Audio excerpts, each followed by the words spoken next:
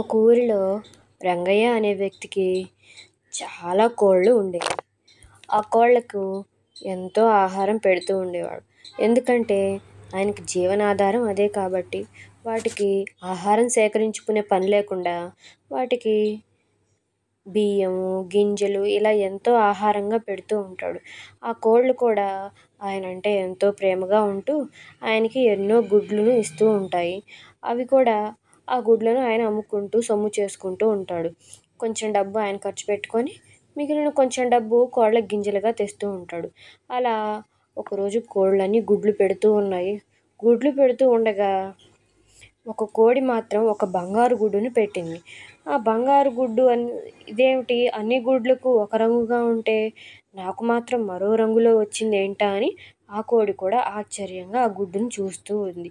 ఆ గుడ్లన్నీ తెల్లగా ఉంటే ఈ గుడ్డు ఏంటి బంగారు రంగులో ఉంది, ఏమిటా ఇలా వచ్చింది ఏమిటా అని అనుకుంటూ ఆ కోడి ఆశ్చర్యంగా చూస్తూ ఉంటూ ఒక్క రంగయ్య ఆ గుడ్లన్నింటినీ తీసుకొని సంతకు వెళ్ళి సంతలో ఆ గుడ్లను అమ్ముకొని డబ్బు తీసుకొని రావాలనుకుంటాడు. ఆ గుడ్లు కొనే అతను వీటిలో ఒక బంగారు గుడ్డు ఉంది, ఆ గుడ్డును నువ్వు బంగారు షాపుకి తీసుకెళ్ళు, అక్కడ వాళ్ళు కొనుగోలు చేస్తారు, నీకు మరిన్ని డబ్బులు వస్తాయని చెప్పాడు. ఇది నిజంగానే బంగారు గుడ్డ అనుకుంటూ ఆ గుడ్డుని బంగారు షాపుకి తీసుకెళ్ళి అమ్మగా అతనికి ఎక్కువ డబ్బులు వచ్చాయి.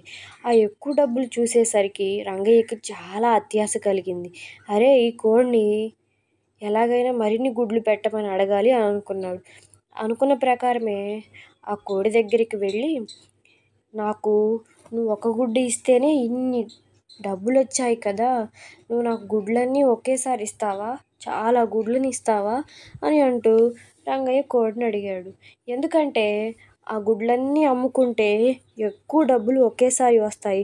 ఎక్కువ డబ్బులు వచ్చాయంటే ఈ ఈ గుడిసె నుంచి పెద్దింటి కట్టుకోవచ్చు అని ఆశపడ్డాడు. కోడి మాత్రం నేను అన్ని గుడ్లను ఒకేసారి ఇవ్వలేను, రోజుకు ఒక గుడ్డు మాత్రమే నేను ఇవ్వగలను అంటూ సమాధానం చెప్పింది. కానీ ఆ సమాధానం విన్న రంగయ్యకు ఎంతో కోపం వచ్చింది. ఎందుకంటే తాను ఇచ్చే గుడ్లేవో అన్నీ ఒకేసారి ఇవ్వమని అడుగుతుంటే ఆ కోడి నేను ఒక్కసారి మాత్రమే ఇవ్వగలను అంటూ సమాధానం చెప్పేసరికి దీన్ని ఏదో ఒకటి చేసి గుడ్లన్నీ ఒకేసారి తీసుకోవాలని రంగయ్య ఎంతో అత్యాశపడ్డాడు. అంతలోనే దీన్ని చంపేయాలని ఒక డ్రెస్ చేంజ్ చేసుకొని ఆ కోడిని ఒక చోట పెట్టి ఒక గొడ్డలి తీసుకొని వచ్చి దాన్ని కోసి చూశాడు. చూడగా కడుపులో ఏమీ లేవు. ఇంకా దాన్ని చంపేశాడు కూడా. చంపేసినా కానీ ఎంత వెతికినా ఏమీ కనపడలేదు.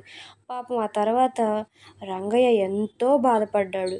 ఎందుకంటే కనీసం ఆ కోడి బ్రతికి ఉంటే ఒక్క గుడ్డైనా ఇచ్చేది కదా.